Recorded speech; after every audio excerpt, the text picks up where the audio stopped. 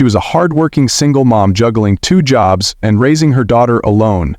He was just the shy delivery guy who brought her groceries. Nervous, quiet, almost invisible. But when she joked with him at the door, neither of them knew that their lives were about to change. She had no idea he was a missing tech billionaire in hiding, and he never expected to fall in love with the one person who saw him for who he really was. It was raining hard that afternoon, the kind of steady, soaking rain that blurred windows and slowed down the world. Rachel stood at her kitchen counter, drying her hands on a dish towel as the doorbell rang. She glanced at her daughter, Lily, who was sprawled on the living room floor coloring a picture of a giraffe wearing sunglasses. "That must be the groceries," Rachel said, heading toward the door. When she opened it, a young man stood there holding 2 paper bags, his hoodie soaked, water dripping from his sleeves. He looked up briefly, just enough to meet her eyes, then dropped his gaze quickly, almost like it had burned him. Rachel blinked. "You are new?" He nodded shyly. "First day, well, sort of." His voice was quiet, unsure. He handed over the bags, stepping back awkwardly like he was afraid of taking up space. From behind her, Lily peeked around the corner. She squinted, curious. "Mommy," she whispered, just loud enough for him to hear. "He looks like he is hiding from the world." Rachel suppressed a smile. "Hey, Lily," she said, turning slightly. "You cannot say that out loud, sweetie." She turned back to the delivery guy and grinned. "Ignore her, she thinks she is a detective." He gave a small, nervous laugh. Rachel tilted her head playfully. "You sure you are not some secret agent delivering almond milk undercover?" That made him laugh again, a little more genuinely this time. He shook his head. "Just a guy with a GPS and a very soggy hoodie." Rachel took the bags. "Well, mission accomplished, Agent Hoodie." He smiled, shy but grateful, and nodded again before retreating down the steps. As Rachel watched him disappear into the rain, something tugged at her. Not curiosity exactly, but something adjacent to it. The way he avoided her eyes, the way his hands trembled just slightly when he passed the bag. There had been something else there. Something quiet, something kind. She shut the door slowly. From the living room, Lily called out, "Mommy, I think you made him blush." Rachel raised an eyebrow, more to herself than anyone else. Maybe she had. Over the next few weeks, Rachel found herself ordering groceries more often than usual. Milk she did not urgently need, cereal they already had, bananas that would definitely go overripe. Every time she clicked order, she told herself it was just convenience. But every time the doorbell rang and she heard the sound of careful footsteps approaching, her heart beat a little faster. He always came. Same quiet posture, same downcast eyes and polite voice, but slowly, very slowly, something began to change. "Hi," he would say now, his voice steadier than the first time. "Hi," she would answer, leaning casually against the doorframe. "Back again? I am beginning to think you like my doorstep." He would blush, just faintly, and shrug. "They just assign me the routes." "Sure they do," she said, handing him back a reusable bag. "And I am sure you just happen to be here every time I forget paper towels." He never stayed long, just a minute or two, but those minutes became the highlights of her week.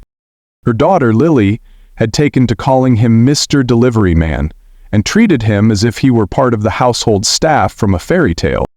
One afternoon, Rachel was halfway through making sandwiches when she heard Lily yell from the living room, "Mommy! Tell Mr. Delivery Man to open this jar. It is evil." Rachel peeked around the corner to see Lily holding a stubborn pickle jar above her head like a battle trophy. When Rachel turned back toward the door, there he was, looking utterly unsure of what to do. Rachel laughed. "You might as well help. She does not give up easily." He hesitated, then stepped inside for the first time, took the jar with both hands, struggled for a second, then popped the lid open. Lily gasped, "You have superpowers!" He laughed nervously. "I think it was already loose." "Nope," Lily said confidently. "You are definitely magic." From then on, every delivery came with some interaction. Sometimes just a smile, Sometimes, small, strange conversations. One rainy morning, Rachel opened the door to find him holding not only the grocery bags but also a single daisy tucked into one of the paper handles. "What is this?" she asked. He shifted awkwardly. "It was next to the register. I thought, maybe it would make you smile." "Id," she said, softer than she meant to. She was not sure when it started, the way she looked for him through the peephole before opening the door, or how she began brushing her hair more carefully before each delivery, but he noticed, just as she noticed how he stood a little taller now, how his hands did not tremble when he handed her the receipt. Once, while Lily was in the other room, Rachel leaned against the doorframe and asked, "So, mystery man, what is your name? Or do I just keep calling you Agent Hoodie?" He smiled, really smiled, and it changed his whole face. "That's an Ethan," she repeated, testing it. "Nice to meet you properly. I am Rachel." He nodded. "I know." She raised an eyebrow. "It is on your order slips," he said, looking embarrassed. "Right, forgot I was not as mysterious as you." Was still guarded. He never mentioned where he lived, never stayed long, never used his last name, but she felt something unfolding between them. A connection not built on instant chemistry or dramatic declarations, but on small things. The way he waited until she finished speaking before replying, the way he always made sure Lily had everything she needed in the bags, the handwritten sticky notes he started including, folded into the receipt. Bananas looked fresher than usual today. "Hope Lily likes the peanut butter. It is the crunchy kind. Stay dry out there." It was those little things that mattered. One Thursday afternoon, Rachel had just come home from her second job, cleaning offices in the city, when the doorbell rang. She opened it, hair pulled into a messy bun, exhaustion written across her face. "You look tired," Ethan said gently. She laughed, rubbed her temples. "2 jobs, single mom, rent's due."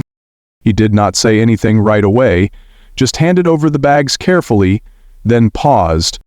"Do you want me to carry them in?" She looked at him, surprised. "You do not have to." "I know," he said. She stepped aside. "Okay then, but you are also opening another jar. The peanut butter is winning this week."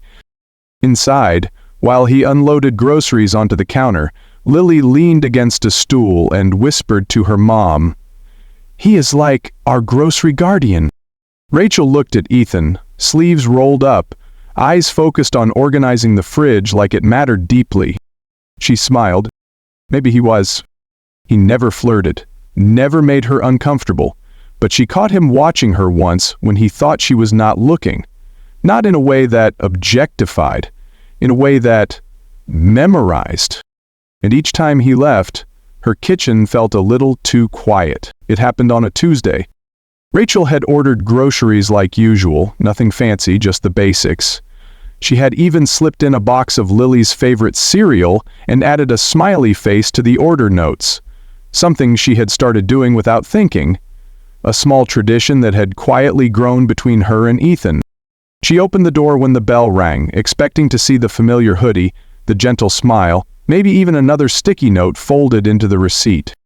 Instead, a different driver stood there, a young woman this time, polite but rushed, checking her phone while handing over the bags. Rachel blinked. "Oh, hi."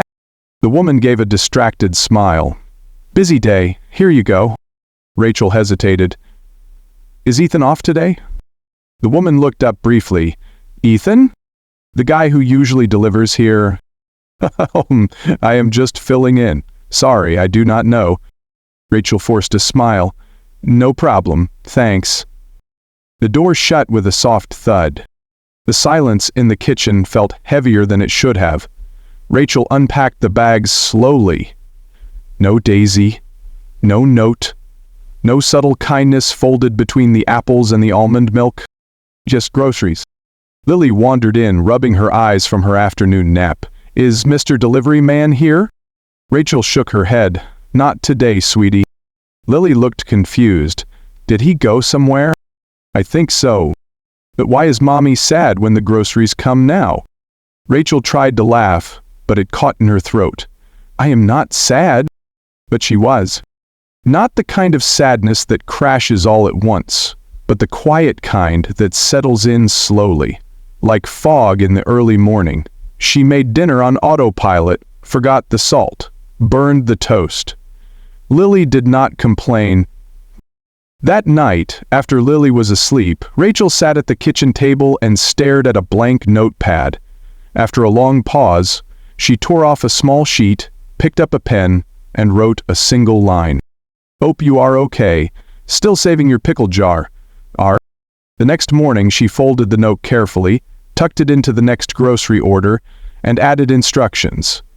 "Please give this to Ethan, if he is working today."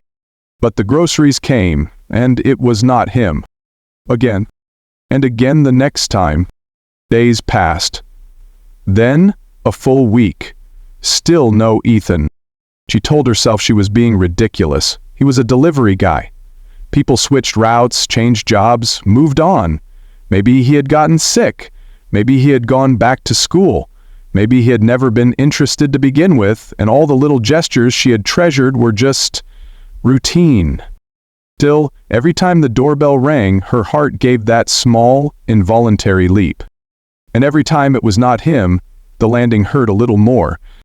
She stopped brushing her hair before deliveries, stopped adding the smiley face to her orders, stopped lingering at the door.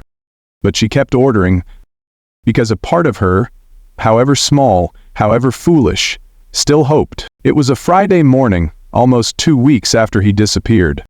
The rain had returned, soft, steady, the kind that painted the sidewalk in silver streaks and made everything smell like wet earth and unfinished thoughts. Rachel was halfway through sweeping the front porch when the doorbell rang. She was not expecting much. She wiped her hands on her jeans, walked to the door without checking the peephole, and opened it. And there he was. Ethan. Soaked. Unshaven. Eyes rimmed with something between exhaustion and something else. Guilt, maybe? In his arms, 2 grocery bags, one of them slightly torn at the corner. His fingers were trembling. Rachel did not speak. She just stared. He looked at her like someone afraid of a verdict he already knew. "I messed up," he said softly. She leaned against the doorframe, arms crossed, studying him for a long moment. Then, quietly, she said, "You did. You owe me one awkwardly charming apology. Minimum." Something flickered behind his tired eyes. Relief. Maybe even the ghost of a smile. He let out a breath that seemed to have been stuck in his chest for days. "I was not sure you would open the door," he said. "I almost didn't," she replied, "but my daughter said she missed her grocery guardian." He laughed, just a little, and she could hear the unsteadiness in it. She took the bags from his hands, set them on the ground, and stepped outside with him, under the small overhang that barely kept the rain off their shoulders. "Where did you go?" she asked, not accusing but curious, gentle. He rubbed the back of his neck. "Something personal. I shut down for a while. I should have said something." "Yes," she said, "you should have. We were starting to like you. Even the peanut butter behaved better when you brought it." He smiled again, smaller this time, more sincere. There was a pause. Then, very carefully, he said, "Can I ask you something?" She tilted her head. "Only if it is not about coupons." Coffee," he said. "With me? No groceries, no rain, just you and me. Unless you are still mad about the almond milk." The filmmaker. Rachel blinked, surprised. Not at the question, but at the courage it must have taken for him to ask. She could have said no. She had every reason to. But instead, she let the silence hang a little longer. Then she said, "I like almond milk. I was just pretending to be mad." He smiled. "So, that is a yes?" She nodded. "That is a yes." For the first time since the day they met, she saw his eyes. Really saw them. Clear, open, vulnerable. And suddenly, this was no longer just about grocery bags and rainy days. This was about something else. Something beginning. The coffee date turned into two, then into dinners. At her house, mostly. Casual. Familiar. Wrapped in the comforting chaos of laundry piles and Lily's non-stop storytelling, Ethan fit himself into Rachel's world with a quiet, careful presence. He never tried too hard. He just showed up and stayed. But even as their closeness grew, there were walls she could not climb. He never spoke about his past. Not where he came from, not where he lived now, not who his family was, or whether he had ever been in love before. Rachel, curious but patient, teased him about it. So what is the story, Ethan? Were you secretly a prince who got tired of castles and switched to grocery bags? He would smile, shrug, and deflect. I just like quiet things, he would say. No throne required. Still, the mystery lingered. His hands were rough, but his vocabulary was precise. He knew about foreign policy. He referenced obscure novels. He fixed her leaky faucet in under 5 minutes without Googling a single step. Lily, ever observant, pointed out how Ethan tied his shoelaces differently, military style, she said after watching a video online. Rachel let the questions sit. She did not need his whole history, at least that was what she told herself, until the day the sleek black car showed up. It was a Saturday morning. Rachel was still in her robe, brushing flour off her hands from pancake-making duty, when she heard the engine outside. She opened the door, expecting to see Ethan, hoodie and all. What she saw instead was a luxury sedan pulling into the curb, polished enough to reflect the cloudy sky. The door opened and out stepped Ethan. But not her Ethan. This version wore a tailored jacket, leather gloves. His hair was neat, his movements precise. Rachel's eyebrows lifted. You lost your delivery van? He hesitated, then flashed a smile. Borrowed it from a friend. The van's in the shop. Her smile did not reach her eyes. That friend let you borrow a 6-figure car? Ethan laughed lightly, shrugged, but something in his posture had changed. Too smooth, too rehearsed. Lily appeared behind Rachel. Whoa, did Mr. Delivery Man become Batman? Ethan crouched down to her level. Just for today. They all smiled, but Rachel's smile faded the moment she closed the door behind them. That night, while Rachel washed the dishes, Lily sat at the kitchen table with her tablet. As usual, she was deep in one of her random curiosity spirals, asking things like why flamingos stand on one leg, or whether ducks have teeth. But then she looked up and said, Mommy? Yes, sweetie. I looked up Ethan's name, just for fun. Rachel dried her hands. You mean Ethan from school? No, our Ethan. Rachel turned slowly. What do you mean, looked him up? Lily rotated the screen and showed her. There, on a slightly outdated news article, was a headline. Tech CEO Ethan Blake, still missing. Industry speculates his mysterious disappearance was intentional. Rachel's breath caught. There was a photo, the same face, a little sharper, a little cleaner, but undeniably him. She took the tablet, scrolled. Founder of a billion-dollar software company, known for avoiding press, allegations of betrayal inside the board. Then, he vanished. Rachel stood frozen in the kitchen, tablet still glowing in her hands. He had lied. It's not just about the car, not just about the van, about everything. And yet, he had made Lily laugh, fixed her sink, brought her daisies, sat on the floor and played with puzzles. Who was he? And why had he come to her door? Rachel said nothing at first. She did not bring up the article, she did not ask questions, she did not accuse. Instead, she watched, quietly, carefully.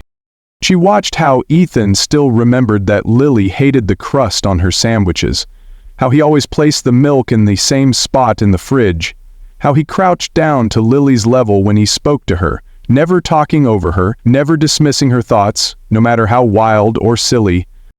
She watched him fix the leaky sink without being asked, slipping tools from a canvas bag he had left on the porch.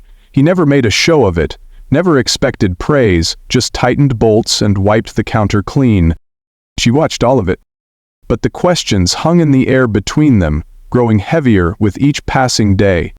Until one evening. The sun was low, the sky painted in soft purples and dusty gold. Rachel sat on the porch, her elbows on the table, a glass of iced tea sweating beside her. Ethan joined her like he often did, after Lily had gone to bed, after the house had quieted, after the distractions had run out. He handed her a folded towel and sat down across from her. Silence settled between them. Familiar, comfortable, almost. Rachel reached into the inside pocket of her cardigan and pulled out a printed sheet of paper. Without a word, she slid it across the table. Ethan glanced at it. His shoulders tensed. His name was in bold. His face stared back at him. Ex-CEO Ethan Blake still missing. For a long moment he said nothing. His hands stayed on the table still. His eyes never left the headline. Finally, Rachel broke the silence. "Do I call you Ethan now?" she asked, voice low. "Or just liar?" His eyes lifted to meet hers, and in them she saw it. Not arrogance, not panic, but a quiet resignation, like he had been waiting for this moment to arrive. "I am sorry," he said. "That is not an answer." "I know." Rachel leaned back. Her expression was unreadable. "All this time, you let my daughter believe you were just a delivery guy who liked daisy flowers and crunchy peanut butter." "I did," he said softly, "because for the first time in a long time, I wanted to be someone who was not being watched." She narrowed her eyes. "Why hide it? Why me?" He took a breath, then looked away, speaking more to the air than to her. "I was not always a delivery driver. I built a company. From nothing, I worked 80-hour weeks, missed birthdays, skipped holidays, and then one day, I woke up in a boardroom full of strangers who smiled with their mouths but never with their eyes." Rachel said nothing, letting him continue. "I trusted someone, a partner. He rerouted millions of dollars without my knowledge, set me up to take the fall. I cleared my name legally but not publicly. The media turned on me. My phone would not stop ringing. I walked out of my own office and never went back." He turned to face her again. "I did not run away. I shut it off. Everything. I wanted to remember what silence felt like, what a real conversation sounded like. I needed to breathe." She looked at him, her voice quieter now. "And delivering groceries helped you breathe?" He smiled faintly. "It did not. Not at first. But then I knocked on your door." Her expression flickered, but she held it steady. "So what was I? A distraction?"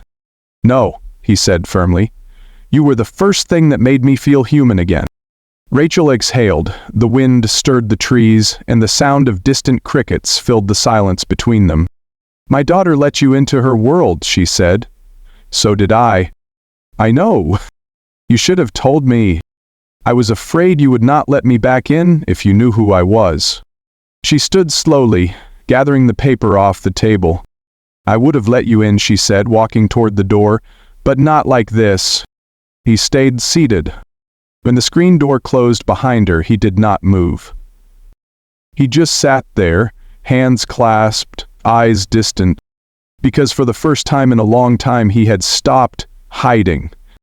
And it had cost him everything he did not know he wanted. It started with a knock. Not like Ethan's gentle, almost hesitant taps. This one was sharp, demanding. Rachel opened the door cautiously, Lily coloring quietly in the next room. And there he stood. Mark! It had been over 2 years since she last saw him in person, but nothing about him had changed. Not the cold edge in his eyes, not the smug confidence that made her stomach turn. He wore a pressed suit and an expensive watch, but the cruelty in his voice had not softened. "Rachel," he said, smiling like it was a weapon. "Long time." She blocked the doorway with her body, protective instinct rising. "What do you want?" He glanced past her shoulder, as if expecting to see someone else. "I heard you've been playing house with someone interesting?" Rachel's blood ran cold. Mark stepped forward. "I want custody of Lily. You were unstable before, and now you are letting some runaway billionaire around our daughter?" "Leave," she said, voice calm but dangerous. He smirked. "I do not think so. I have lawyers. I have screenshots. I have news articles, Rachel." She shut the door in his face and locked it. Her hands trembled, but her eyes burned with fury. Later that night, she told Ethan.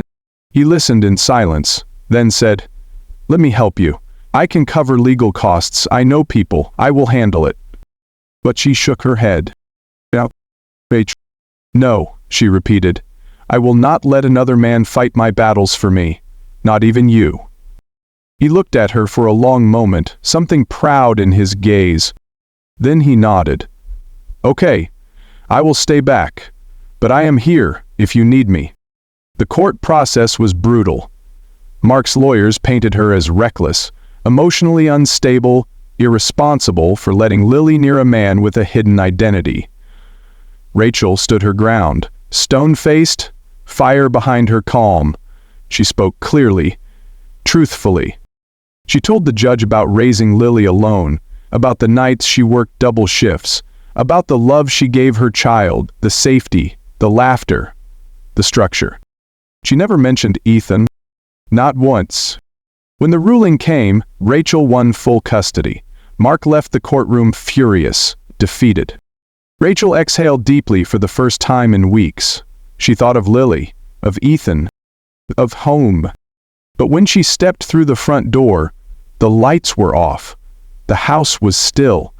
Lily was at her grandmother's for the night, and everything was exactly as she had left it that morning, except for one thing. On the kitchen table, beside the folded dish towel Ethan always used, sat an envelope. Inside it, a single note. Written in his neat, careful handwriting, "You deserve someone who does not carry shadows." No name, no explanation, no goodbye. Rachel stood there, the note trembling in her hands. She read it again, and then she wept. Not because he left, but because he thought he had to. 3 months passed. The leaves changed, the air turned crisp. Rachel found herself walking differently. Not just because she was lighter, but because she was stronger. She had rebuilt, not perfectly, not without sleepless nights and too many cups of lukewarm coffee, but she did it. Lily laughed louder. The house felt like theirs again. And yet something ached beneath the surface. Some mornings she still reached for her phone to text him, then stopped. Some nights she caught herself setting aside the peanut butter jar, forgetting there was no one left to open it for her. She did not speak of Ethan, but Lily did.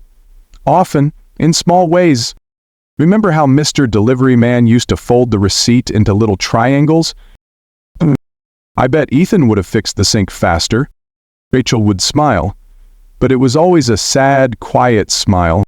On the morning of her birthday, she woke to the smell of waffles. Lily had tried, the kitchen was a mess, syrup everywhere, but Rachel did not care. "Happy birthday, Mommy," Lily sang, arms outstretched. Then she handed her a small brown package wrapped in string. Rachel raised an eyebrow. "Where did you get this?" "I found it by the door, it just showed up." Rachel untied the string. Inside was a tiny robot, barely palm-sized, with a curved metal body and blinking eyes. It was adorable, intricate, and deeply familiar. Etched beneath its base, almost too small to read, was a name. E. Blake Technologies. Rachel stared at it, breath caught in her throat. There was a note tucked inside the box, just one line. "Still building, still learning, E." The ache she had buried cracked wide open. That afternoon, after dropping Lily off with her sister, Rachel packed a bag, grabbed the note, and started driving. Took 4 hours. The coast was quiet this time of year. Fog clung to the hills like a secret. Waves crashed against the shoreline in steady rhythm. The address on the package led to a small workshop, tucked between 2 cliffs. A repurposed boat garage, its walls lined with windows and scattered tools. She knocked once. No answer. She pushed the door open. Inside, he was hunched over a table, soldering something delicate, soft music playing from an old radio. His hair was longer, he looked thinner, but his hands were steady, his focus unbroken. Until he looked up and froze. "Rachel?" he said, barely above a whisper. She stepped forward, her voice calm but certain. "You gave me groceries," she said. "You gave me silence, kindness, space to be myself. You gave me my daughter's trust in men back. You gave and gave until you disappeared." He stood, stunned, unsure what to say. She walked closer. "So now let me give you something." He swallowed. "What?" She smiled, gently. "Us." The silence that followed was not awkward. It was full. He stepped forward, slow and disbelieving. They stood face to face in the middle of scattered wires, coffee mugs, and robot limbs. When he kissed her, it was not like in the movies. It was real. It was quiet. It was the sound of two people choosing each other after pain, after truth, after learning who they were without the masks. And this time, neither of them ran. If this story moved you, even just a little, take a moment to share it with someone who still believes in quiet kindness, second chances, and love that grows not from grand gestures but from the small, brave ones. We would love to hear your thoughts. What part of this story touched you the most? Have you ever met someone who entered your life like a quiet surprise and changed everything? Let us know in the comments. Tell us where you are watching from in the world. We read every message. Your stories matter. And if you want more emotional stories like this, full of heart, hope, and healing, subscribe to the channel.